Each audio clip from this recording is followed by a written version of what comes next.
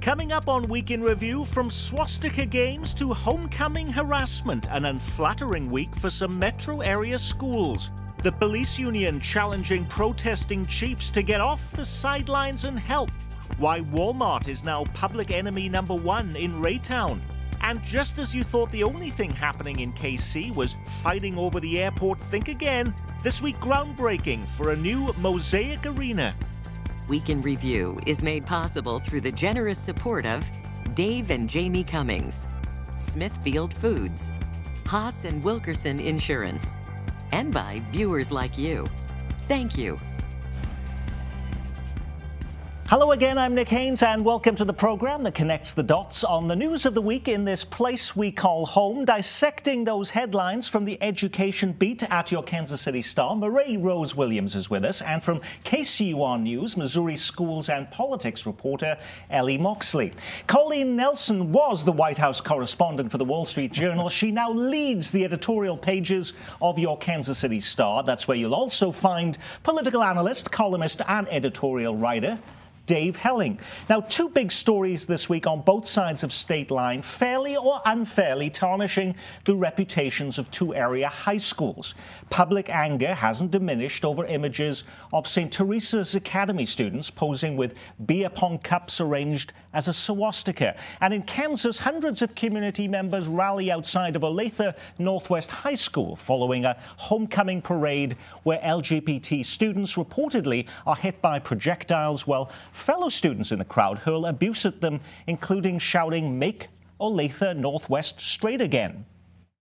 And one of the kids said, just take a shotgun, shoot him in the head, and then burn their flags. So it is very passive, aggressive, direct hate crime.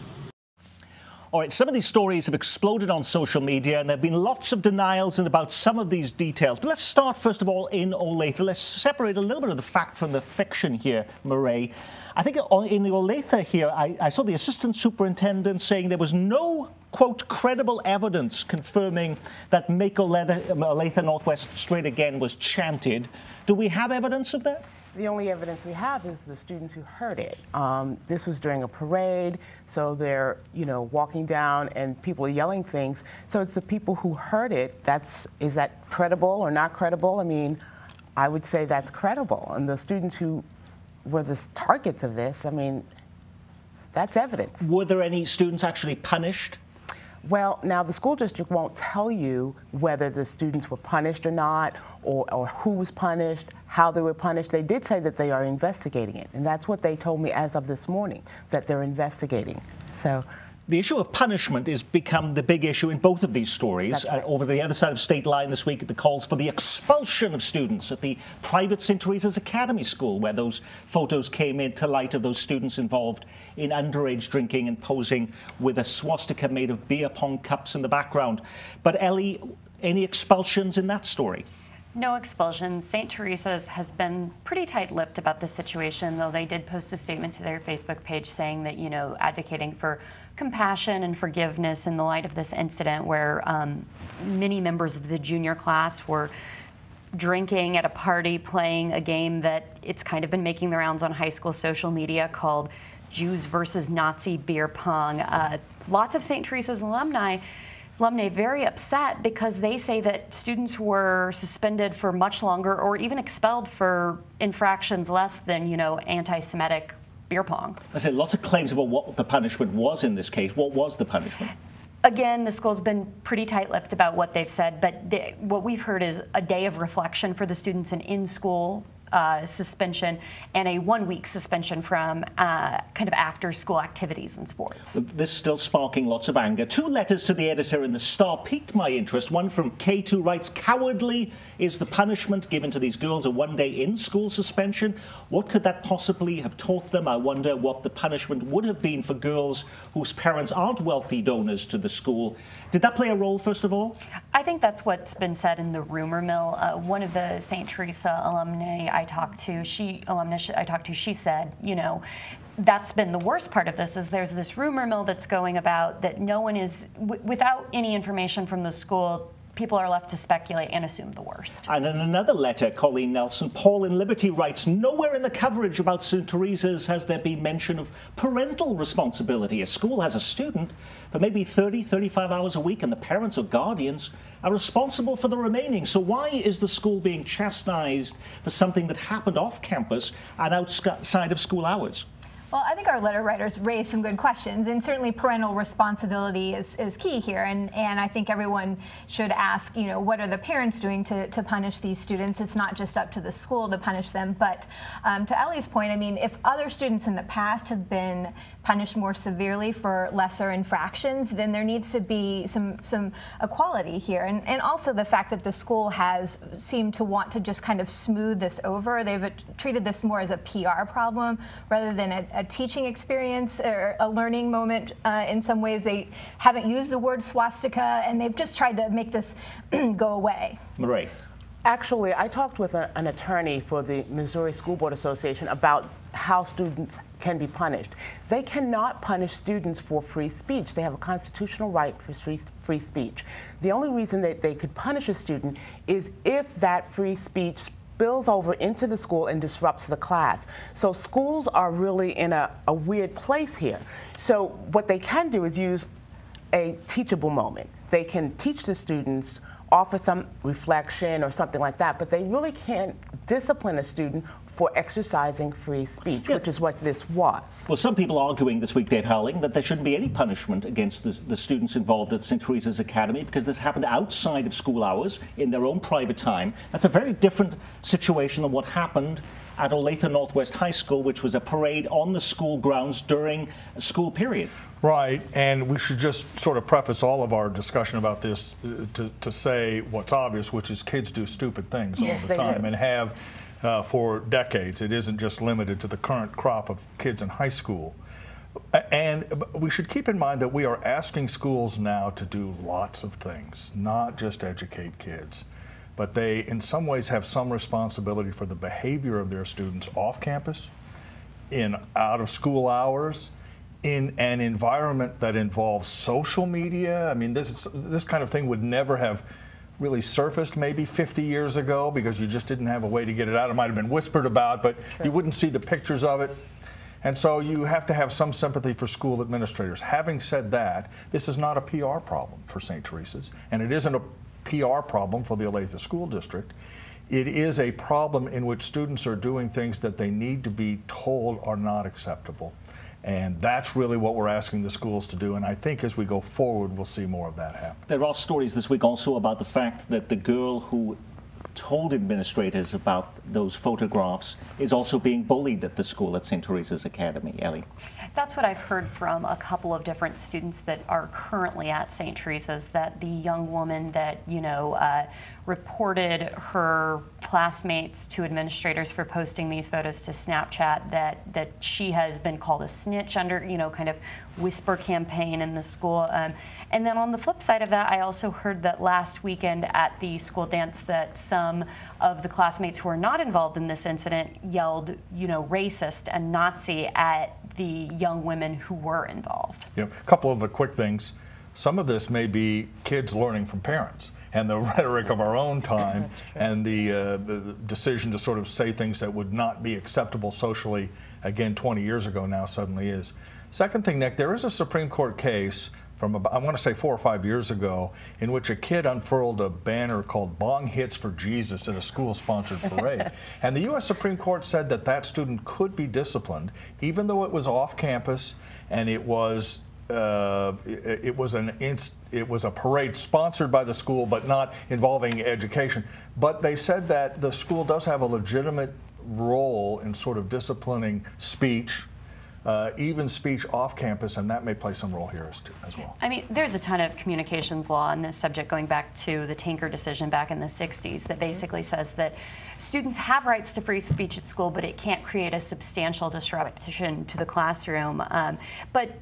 In general, though, these code of conduct type violations, which I think these fall under underage drinking, hate speech, I mean, these are not new. I go back 15 years ago to when I was in high school, and, there was a code of conduct at my big suburban high school here in the area that, you know, if you were caught drinking, you'd be suspended from, for example, athletic events for the rest of the semester.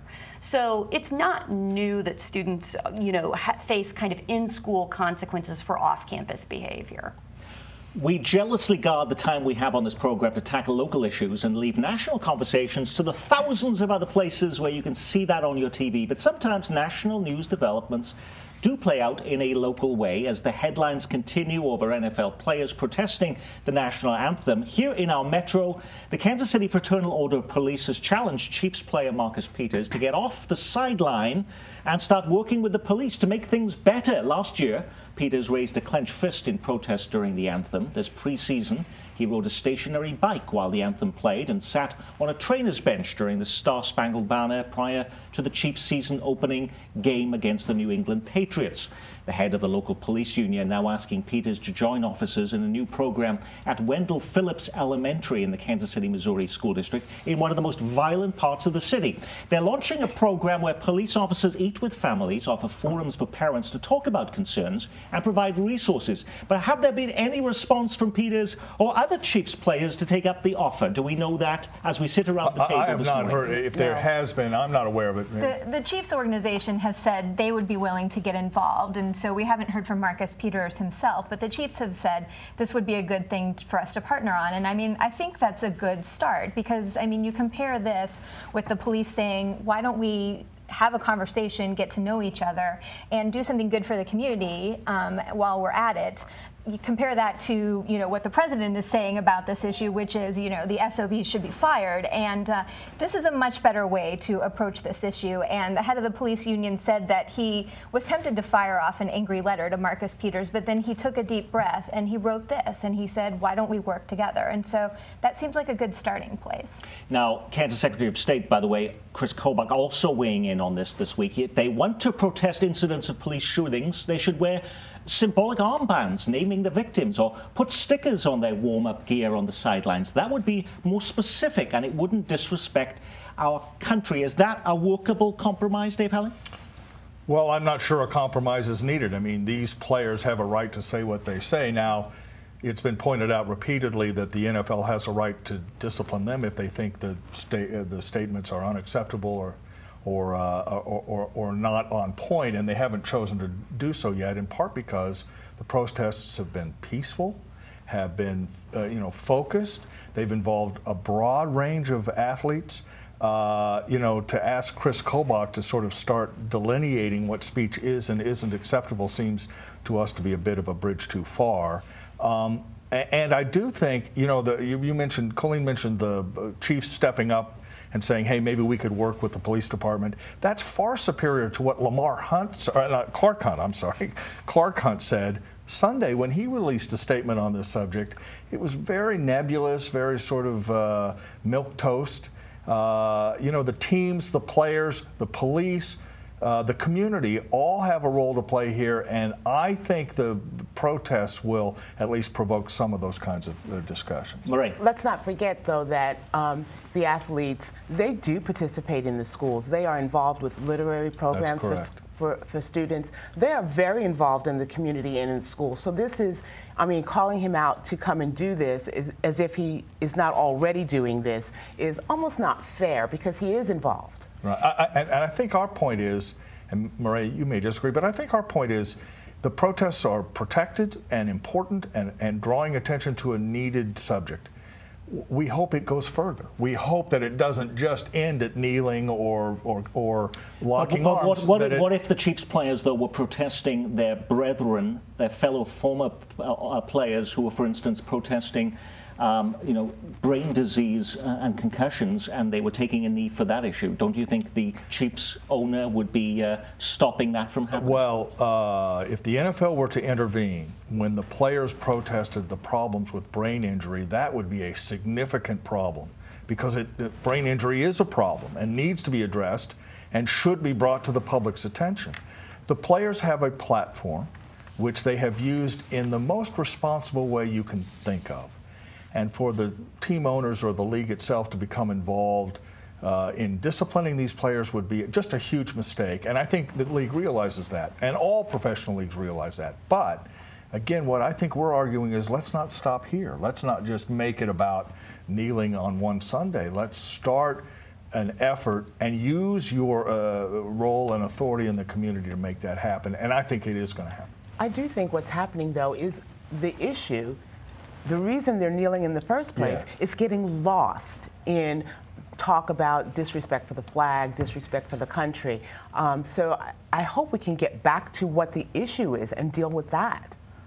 Well, while it's uncertain what the impact of these protests will have on the NFL and the Chiefs, we do know what kind of ripple effects protests can have a few miles down the road at the University of Missouri in Columbia. It was 2 years ago this week that the first student demonstration began at an event called Racism Lives Here.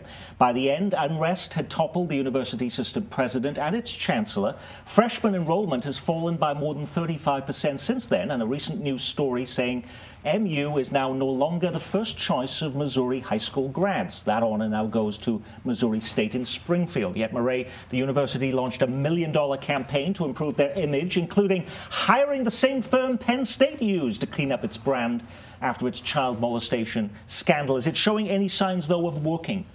Well, I mean, if you look at their enrollment, it's not. Their enrollment is down. I mean, it was at 35,000 in 2015, dropped down to 32,000, now at 30,000. So enrollment is dropping. They just had massive layoffs. They lost 474 jobs across the system. So, yeah, they're still struggling. And it's going to take a while, and they know that. But they did just announce record-breaking amounts of cash brought in the last fiscal year, Ellie Moxley. So some people are willing to donate their dollars still to the university. I mean, I think it's important to put both the budget cuts and the enrollment drop in context. I mean, the enrollment has dropped in part because of the protests on campus, but when I was a student there, I would have graduated in 2009, they were projecting at the time, and I even wrote an article for the Missourian that was saying that the projections for enrollment were going to start dropping around 2015, 2016. So we knew that was coming. State appropriations are a part of this, but I think that I think the university does have a lot to do with their, with their imaging. I know that they just released here at UMKC the results of their campus climate survey, and that's coming for some of the other campuses, and it shows that there's satisfaction, but there's also some serious problems in terms of people feeling like it's a place they fit in, like feeling like the university is a diverse and inclusive place. Huge budget deficits in Raytown is leaving city leaders desperate. The police department may be forced to eliminate 17 police officers, that in a department with 80 employees, but only 25 officers on patrol. Now the city bordering Independence in Kansas City is turning on Walmart as part of a funding fix. 10 years after Raytown cut the retail giant a sweetheart deal to convince them to come to town, city leaders are discussing declaring Walmart a public nuisance. They say the TIF they granted the retailer in 2007 is the source of their problems. They say Walmart now pays no taxes, yet the store accounts for 30% of all serious reports of crime, more than 500 arrests last year alone. With cops about to get pink slips, charging the big box store for each 911 call to the store is a solution something might just work. But we've heard of TIF, that's the tax increment financing incentives, mainly in Kansas City, where they're being brought to attract developers. But are they really so big that just one TIF can destroy an entire city budget? Surely there must be something else going on there, Colleen.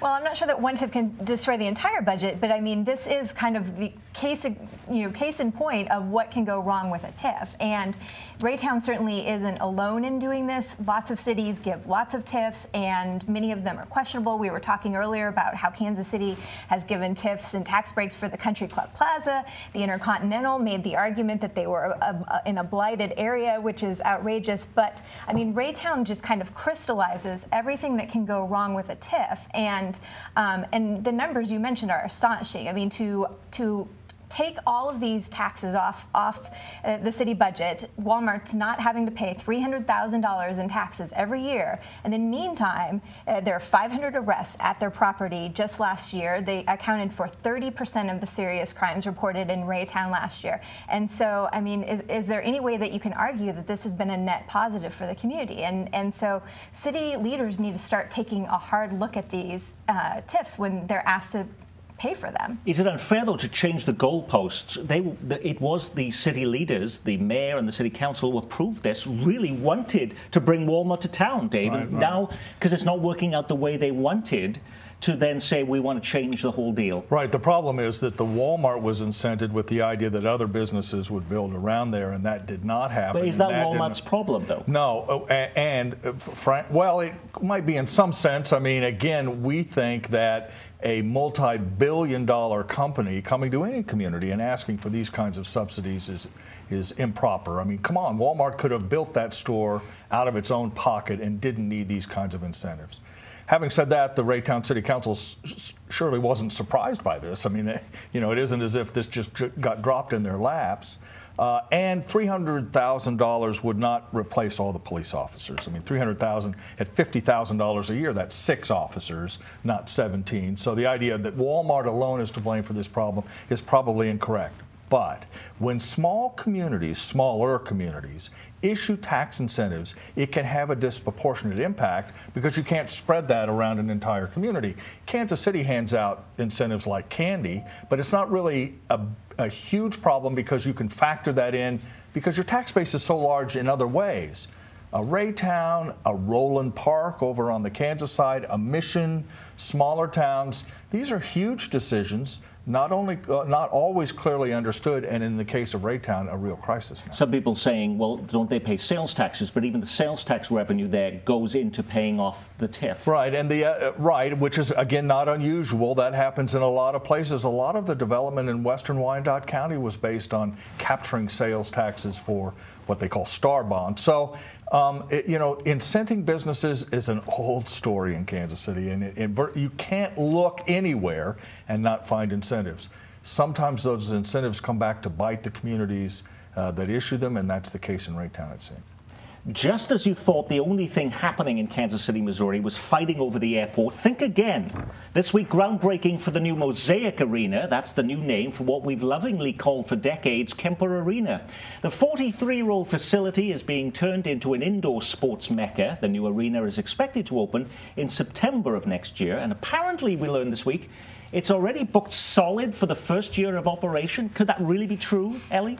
Well, I mean, it makes sense that these kind of sports tournaments, and we're really talking about like youth league sports tournaments, are booked far in advance to give, teams and families a chance to figure out their travel arrangements and set their schedules for the season. But this project is behind schedule, and I think that's important to keep in mind here. The Kemper Arena turned over to the Fouch brothers in February for $1. That's the price the city sold it for. And they wanted to start work right away, but they had to wait for some of their tax credits to come in from the state, and they ran into incentives, Ellie? Incentives for this project? Incentives, right?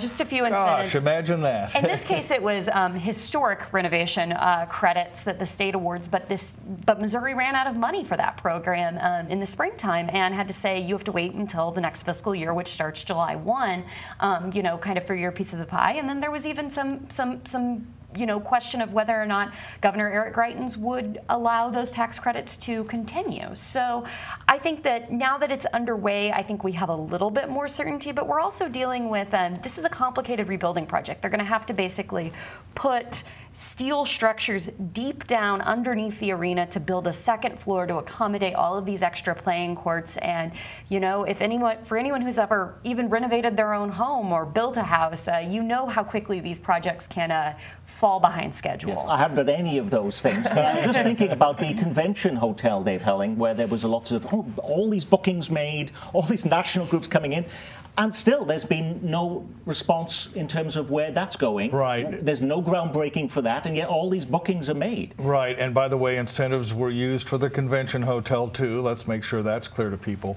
I do think that the build-out schedule for the hotel has a little flexibility so that people who are booking it 3-4 years down the road can have some confidence that the hotel will be there when it's needed. But yeah, that project has struggled to get to the starting line and is still lacing up its shoes before it actually takes off. In video reports this week of that story, by the way, the most visible public official front and center at that news conference was City Councilman Scott Taylor, who chaired the committee responsible for redeveloping Kemper Arena. Could he also be the next mayor of Kansas City if mayoral elections were decided by the number of dollars candidates raised? Taylor appears to be the overwhelming favorite to succeed Sly James next year. According to the latest quarterly campaign reports, Taylor is winning the money battle by a landslide. Taylor was also one of only 2 council members who voted no on Edgemoor as it was picked as the developer for the KCI terminal project last week. Does that vote help him win his race, Dave? Well, first of all, just a little correction. The mayor's race isn't until 2019. It won't be next year, yes. So we're a little bit ahead. And I think he voted against Edgemoor because he represents a district that includes Burns and Mack, and he wanted to send a message to them. They write big checks. The people who work out there write big checks for council candidates. So I don't think he's the favorite at all. He certainly will be one of the contenders, but we don't even have a remote sense now of the full field going forward. And there may be we may be picking a mayor earlier than that, even before the 2019, because Clay Chastain is petitioning right now as we speak at grocery stores to try and recall the current mayor, Sly James, Colleen. In a shocking development, Clay Chastain has a petition, and unlike most of his petitions, this is not about light rail. He wants to recall Sly James, as you said, in part because he feels like the city kind of garbled his language for his last light rail ballot question and wrote it in a confusing way that led to it not passing. But if you read what Clay has written, he basically just has a litany of complaints against Sly James. And the bad news is the threshold for getting a petition onto the ballot in Kansas City is so low that Clay Chastain, in fact, can stand outside the grocery store in Brookside, which is what he said he plans to do, and in an afternoon or two get 1,700 signatures and force a vote. And that is our Week in Review. Our thanks to our news reviewers from the editorial page of your Kansas City Star, Colleen Nelson, and education reporter Murray Rose Williams. From KCUR News, Ellie Moxley, and the Star's Dave Helling, I'm Nick Haynes. From all of us here at KCPT, thanks for spending part of your weekend with us.